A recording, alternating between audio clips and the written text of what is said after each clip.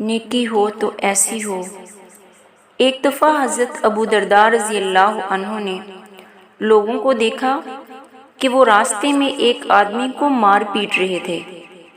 حضرت ابو درداء رضی اللہ عنہ نے پوچھا، آپ اس کو کیوں مار رہے ہو؟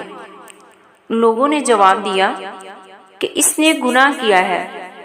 حضرت ابو درداء رضی اللہ عنہ نے کہا، اگر یہ شخص کنویں میں گر جاتا تو تم اس کو نکالتے یا پھر وہیں پڑے رہنے دیتے؟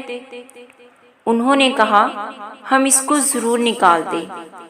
حضرت ابو درداء رضی اللہ عنہ نے فرمایا کہ اس کو مارو نہیں بلکہ گناہ سے نکالنے کی کوشش کرو۔ ہمیں بھی کسی کو گناہ میں دیکھ کر اس کو ذلیل و رسوا نہیں کرنا چاہیے بلکہ اس کی اچھے طریقے سے اصلاح کرنی چاہیے۔